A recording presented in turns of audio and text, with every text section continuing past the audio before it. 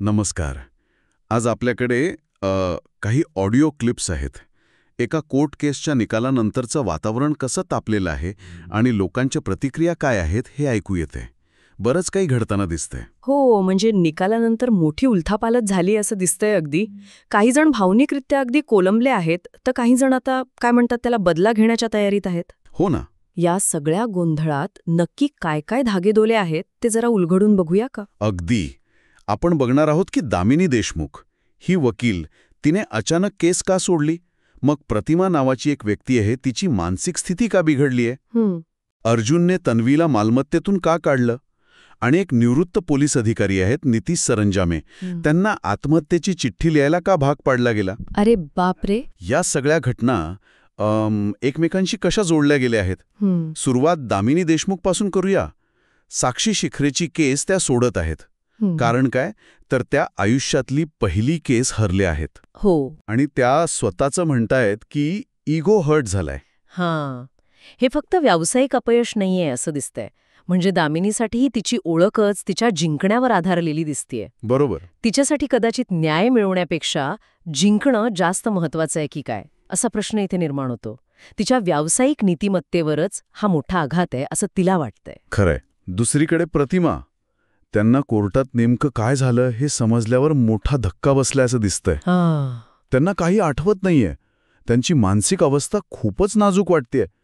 सायली आणि अर्जुन त्यांना भेटायला जायचा विचार करत आहेत. हो, म्हणजे अशा कायदेशीर लढाईचा आणि मग निकालानंतरच्या परिस्थितीचा मानसिक आरोग्यावर किती खोलवर परिणाम होऊ शकतो हे यातून स्पष्ट होतंय. अगदी. आणि मग कुटुंबावरही त्यांना सांभाळण्याची एक वेगळीच जबाबदारी आणि चिंता येऊन पडली आहे. याच निकालाचे परिणाम थेट कुटुंबावर पण होताना दिसत आहेत नाही का?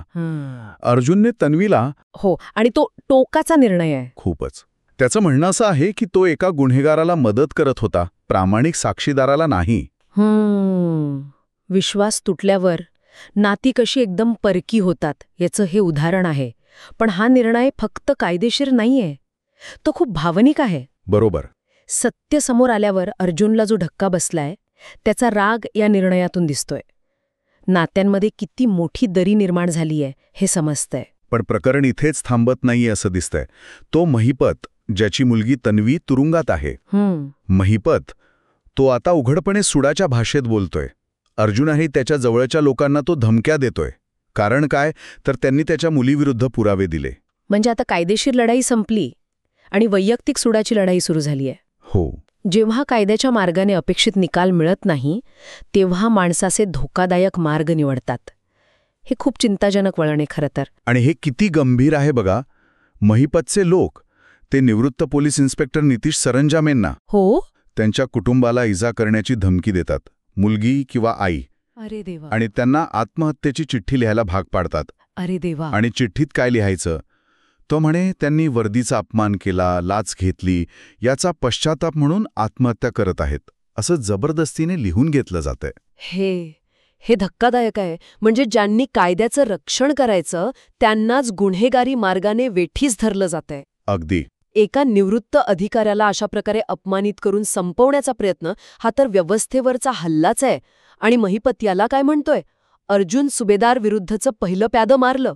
हो, म्हणजे हा फक्त आरंभ आहे. हो, या सुडाच्या खेळाचा फक्त आरंभ आहे असं दिसतंय. घरात सुद्धा परिस्थिती वेगळी नाहीये. म्हणजे अश्विन नावाचं पात्र आहे, तो त्याच्या घरच्यांवर, आई, पूर्णा, वडील यांच्यावर चिडलाय. का? काय झालंय? कारण ते लोक तुरुंगात गेलेल्या तन्वीबद्दल काहीच सहानुभूती दाखवत नाहीयेत. उलट घरात म्हणे सकारात्मक वातावरणासाठी श्रावणातली पूजा वगैरे करत आहेत. अच्छा. तो मात्र म्हणतोय की नाही, मी तन्वीला परत आणणारच, असा त्याचा निर्धार आहे. म्हणजे कुटुंबात स्पष्टपणे दोन तट पडले आहेत. एक गट आहे ज्याला हे सगळं विसरून पुढे जायचं आहे, परिस्थिती स्वीकारायची आहे कदाचित. आणि दुसरीकडे अश्विन आहे जो अजूनही तन्वीसाठी लढायला तयार आहे. कुटुंबातली ही फूट परिस्थिती आणखी गुंतागुंतीची करतेय. हो ना. आणि या सगळ्या तणावामध्ये अर्जुन आणि सायली यांच्यात थोडा, काय म्हणतात त्याला, भावनिक संवाद होतो. बरं. गेली 2 वर्ष केसच्या मागे लागल्यामुळे एकमेकांना वेळ देऊ शकले नाहीत. आता नात्यावर लक्ष केंद्रित करायचं, फिरायला जायचं, असं ते ठरवतात. चला, काहीतरी सकारात्मक. हो, पण घरात पूजा असल्यानं ते लगेच काही शक्य होत नाहीये. म्हणजे एवढ्या वादळातही नातं टिकवण्याचा, एकमेकांना आधार देण्याचा त्यांचा प्रयत्न दिसतोय. पण बाहेरच्या जगातील समस्या इतक्या मोठ्या आहेत की त्यांना लगेच उसंत मिळत नाहीये. बरोबर. वैयक्तिक आयुष्य आणि बाहेरची संकटं यांचा संघर्ष इथे दिसतोय. तर या सगळ्या तुकड्यांमधून कोर्टाच्या निकालानंतर निर्माण झालेलं एक अत्यंत गुंतागुंतीचं आणि स्फोटक चित्र उभं राहतं. नाती तुटली आहेत, सुडाची भावना पेटली आहे, मानसिक आघात झाले आहेत आणि कुटुंबांमध्ये पण फूट पडली आहे. आणि आता खरा प्रश्न हा आहे की न्यायासाठी सुरू झालेली लढाई संपल्यावर ही जी सुडाची लढाई सुरू झालीये ही कुठे जाऊन थांबणार? या चक्रात अजून किती निरापराध भरणीये जाणार? या घटनाक्रमाचा शेवट काय असेल हे येणारा काळच ठरवेल. पण एक अस्वस्थ करणारा विचार मागे राहतोच की नाही.